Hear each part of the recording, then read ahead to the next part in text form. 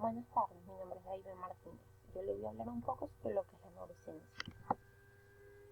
La cresta neural, desde el punto de vista embriológico, proceso de desarrollo en su embrión.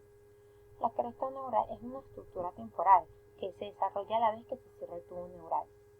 Su capacidad migratoria y posterior tiene una distribución durante el desarrollo. Es un punto básico en el embrión general y de la mayoría de sus órganos y estructuras en particulares. Después de la fase migratoria, las células cresteoneurales se detienen en áreas embrionarias definidas en las que posteriormente se diferencian en distintas variedades celulares. La etapa del cierre del tubo neural y qué sucede cuando no se ocurre el cierre adecuado. El tubo neural es una estructura presente en el embrión desde que se origina el sistema nervioso central. Todos los embriones vertebrados tienen un tubo neural antes de que se desarrolle su sistema nervioso. Y es básicamente nuestro primer borrador del cerebro y de la médula espinal. Cuando no ocurre el cierre adecuado, causa distintas manifestaciones de acuerdo al sitio afectado. Así, un defecto del cierre superior causa anencefalia y un cierre defectuoso en el extremo inferior del tubo neural ocasiona mielomeningocele y generalmente esto va asociado a parálisis cerebral o facial. Las neuronas, cada una de las partes que las componen, su clasificación y su relación con el impulso nervioso. Como sabemos, las neuronas tienen distintas partes, como lo son el axón, que permite el paso del estímulo eléctrico de un extremo a otro de la célula, ya que las neuronas poseen una morfología definida y ellas componen 4 partes. El núcleo es en donde se halla la información genética de las neuronas. Suelen ocupar una posición central y son muy visibles de las mismas. 2. Pericardio. Él es el espacio que rodea el núcleo y compone el cuerpo celular, en el que se hallan los diversos orgánulos de las neuronas. 3. Dendritas. Se trata de la prolongación del citoplasma de las células envueltas en una membrana plasmática. Y por último, el axón. Esta es una prolongación tubular del cuerpo de las neuronas cubiertas de mielina y abundantes microtúbulos que permiten el paso del estímulo eléctrico de un extremo a otro de las células. Clasificación de las neuronas. Como podemos ver, ellos tienen unos diferentes tipos de clasificaciones, como se las voy a nombrar a continuación. Unipolares. Su axón es una sola prolongación bifurcada. 2. Bipolares. Con el núcleo en el centro poseen un axón y una dendrina larga y que tienen a extremos opuestos. 3. Multipolares. Poseen un axón largo y múltiples dendrinas que permiten muchas conexiones simultáneas. 4. Monopolares. Poseen solo una dendrina dividida en 2 y dirigida a extremos opuestos, por lo que se consideran falsas unipolares. Anaxoxinas. Son sumamente pequeñas, no se distinguen sus axones de sus dendrinas. Las neuronas y su relación con el impulso nervioso. Las neuronas son unas células que tienen la capacidad de transmitir el impulso nervioso de forma como una corriente eléctrica. El impulso nervioso solo se propaga en un sentido. Cuando una neurona es estimulada, se origina un cambio eléctrico que empieza en la dendrina, pasa por el cuerpo neural y termina en el axón. La membrana a nivel de las neuronas y su función. La membrana plasmática de la neurona, además de limitarse la estructura de esta célula, cumple un amplio rango de funciones. Este tipo de mecanismo le confiere a nuestras neuronas una alta plasticidad funcional, que es base de todos sus procesos complejos como el aprendizaje y la memoria. La sinapsis y su clasificación. La sinapsis ocurre cuando las neuronas se comunican entre sí con algunas otras células, como los músculos generalmente movimientos de glándulas, o desactivándose así determinamos algunos procesos de nuestro organismo. Esto ocurre mediante las transmisiones de un impulso nervioso, es decir, la segregación celular emisora de una descarga química en nuestra membrana, que ocasiona una descarga eléctrica percibida por el axón de las neuronas. Esta, a su vez, segregada compuestos químicos llamados neurotransmisores, los cuales son percibidos con otras neuronas intermedias y así que se continúa una cadena que toma total fragmentos en segundos. Su clasificación. Se podría decir que la clasificación de la sinapsis viene en dos partes, la sinapsis eléctrica y la sinapsis química. La sinapsis eléctrica, ella se caracteriza por transmitir iones entre neuronas y otras veces de conexiones fotoémicas. Y la sinapsis química, en este caso, las neuronas liberan y reciben neurotransmisores, que son pequeñas moléculas que llevan información de una célula inmediata a algunos transmisores. La sinapsis axodecrina y axonmactina. Las sinapsis axonmactinas tienen un axón que hacen sinapsis sobre el soma de las neuronas. Frecuentemente son hidridoras. Y la sinapsis axodentrina, en este caso, hay un axón que hace sinapsis sobre una dentrina postsináptica. La sinapsis se puede dar a la rama principal de la dentrina en zonas especificadas de entrada. La espina dendrítica frecuentemente son excitadoras. Potencial de acción. Se entiende como potencial de acción en la onda o descarga eléctrica que surge de conjuntos de cambios de la membrana neural debido a las variaciones eléctricas y la relación entre extremos e internos de las neuronas.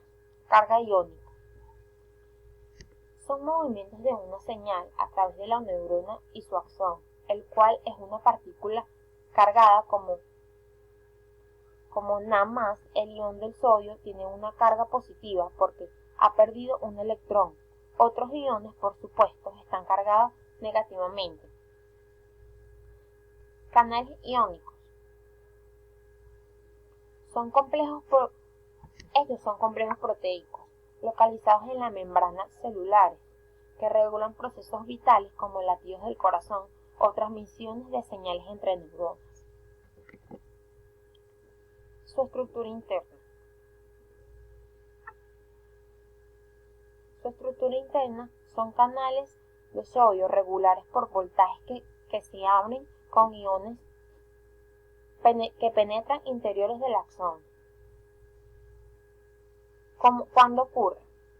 El intercambio de iones a través de las membranas celulares primarias. Ellos toman un estímulo que abre los canales de sodio, dado que algunos iones de sodio en el exterior y en el interior de las neuronas son negativas y ellas reaccionan al exterior. Los iones de sodio entran rápidamente en nuestras neuronas. Los neurotransmisores. Ellos son biomoléculas que se encargan de transmitir la información de nuestras neuronas a otras. Sus funciones son excitar las actividades de las células postsinápticas, es decir, que son dependientes del tipo de receptor. Los neurotransmisores pueden potenciar o disminuir su funcionamiento. Relación con la conducta humana. 1. Dopamina.